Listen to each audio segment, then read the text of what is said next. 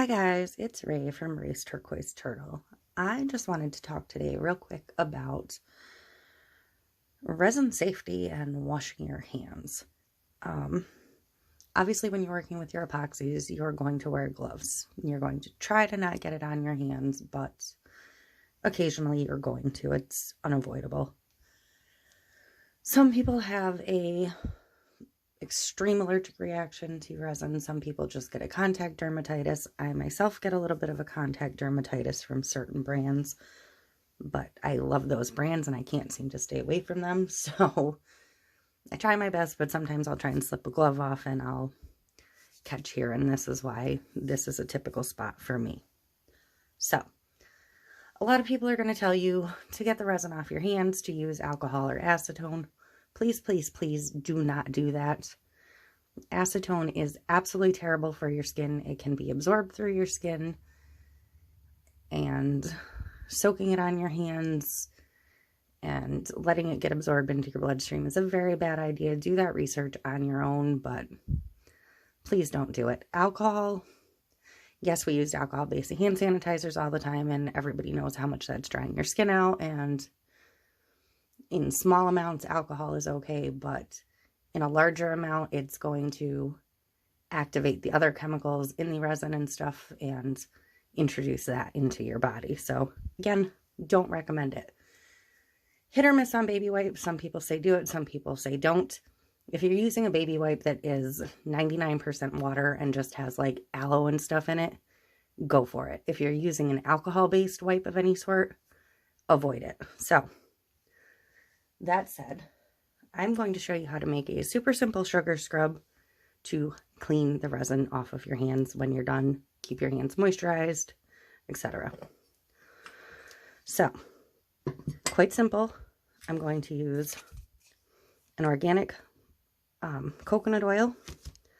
For this one, I am just going to use a regular white granulated sugar, and I have a couple of essential oils. The essential oils are not required. As you know, lemon oil takes sticky stuff off of stuff, so adding that is just going to boost the ability of the scrub to help with the cleaning process. So, coconut oil gets very, very hard when it's cold. It's pretty warm in my house right now, so this is nice and soft. I like this brand in this bag because you can knead it through the bag. The ones in jars are going to be a little harder to work with, but they'll work just fine. Whatever you want to use. So I'm just going to use about 1/4 cup of olive oil, or the coconut oil, excuse me. You can use other oils, but coconut oil is nice and thick and works pretty well. It smells good if you like that. If you don't, find another oil to use. And for this ratio, for the extra exfoliation, I'm going to use more sugar. If I was just using it as my normal scrub, I would do a 2-to-1, 2 of the sugar, 1 of the oil. But in this case, I'm going to use just about a full cup of sugar and about 1/4 cup of the oil, because the sugar is where the exfoliating factor of getting the things off of your skin is going to come from. So that's what I'm going to do. And I'm going to mix this in. Again, it's pretty warm in here, so this is pretty soft. I'm not going to have to fight it too hard. Essential oils, like I said, use whatever you want, whatever you like. If you don't like them at all, don't use them. The coconut will have a little bit of a fragrance on its own. And again, if you don't like the smell of coconut, look for a recipe that uses some other kind of oil. You can use whatever sugar you want. You can use brown sugar. That's going to give it a little bit different of a smell. I'd suggest light brown sugar. You can use a bigger cut white sugar. But work that oil in. You can whip the oil before you mix the sugar in if you want. I don't find it necessary when it's this soft. Like I said, I'm going to use lemon and peppermint oil today. but use what you like. Please be careful when you're using oils. Make sure you're using something preferably FDA approved from their oil list that's safe for ingestion, because if it's safe for ingestion, it's going to be safe for skin contact as well. Do your own research on oils, and do make sure you're not going to use something that you're allergic to, because that's going to defeat the purpose.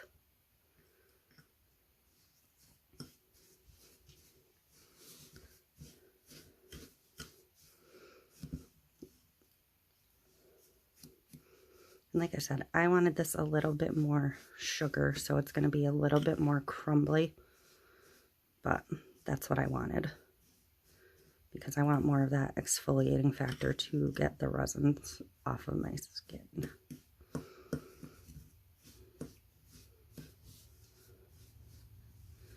Once this is jarred, it is fine for a good month or two. I mean, you'll go through it faster than that, especially in a smaller jar. But it should be good for a month or two, just sitting by the sink. If it hardens up, which with this much sugar in it, it really shouldn't, you can soak it in a little bit of hot water and it'll loosen back up.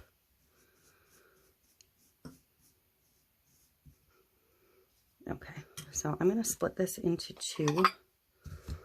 My little jars that I have are about 5 ounces. I did get these at Walmart because you will want something to store them in. So I'm going to split it into two. I'm not really, but it's unnecessary for me to actually use a second or a third bowl. So I'm just going to leave this side and this one. I do recommend that you not dip your hand in the jar to scoop any out. Use a spoon or a popsicle stick or something. But for each one, I'm going to put about 7 or 8 drops of an oil.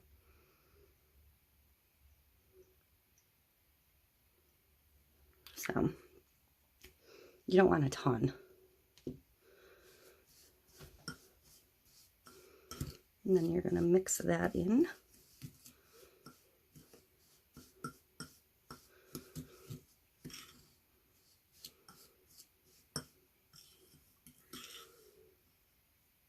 There are all kinds of other uses for coconut oil, so it does have some health benefits, but it's also extremely high in fat and calories, so kind of has benefits and drawbacks at the same time. But it is a good, like, metabolic boost, and it is good for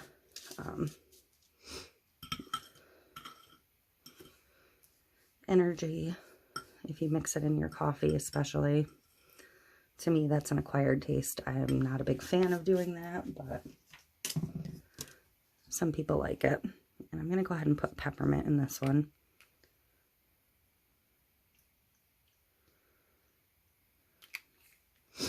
And you can use whatever brand oils you like.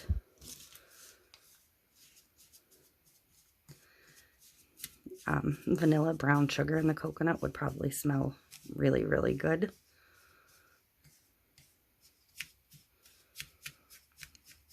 But I was just trying to keep this super simple and basic, just to show a better way of cleaning your hands. If you're like a late night crafter and you need to wind down when you're done, something like lavender would be great. You know, finish up your work when you're headed to bed. Wash your hands with that. These two that I'm using are both kind of like energy boosters. So, okay. So that is it. Jar them up. And they are already ready for use. You can use a tiny bit of colorant if you were like making these for a gift for somebody. It wouldn't go crazy on the color because you don't want it to dye or stain anything, but you know, like 1 drop of red to make a little pink in the peppermint would be fun. Or 1 drop of yellow in the lemon.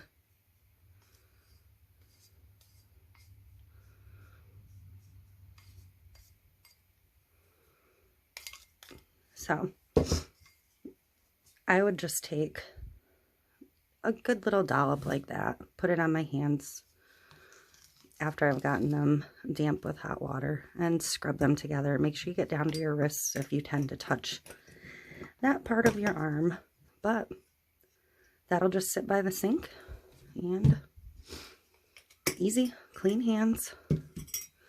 The lemon is especially good for removing sticky stuff, again, so I think lemon and orange are really, really good options for our purposes when using resin.